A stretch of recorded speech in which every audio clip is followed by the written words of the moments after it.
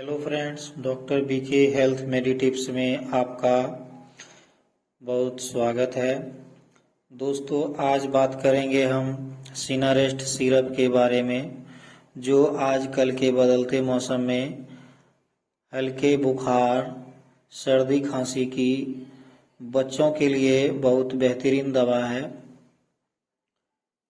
बच्चों को सर्दी के मौसम में हल्का बुखार, खांसी, सर्दी हो जाती है, जिसमें ये दवा बहुत अच्छा काम करती है। तो दोस्तों, आइए इसके कंपोजिशन के बारे में जानते हैं।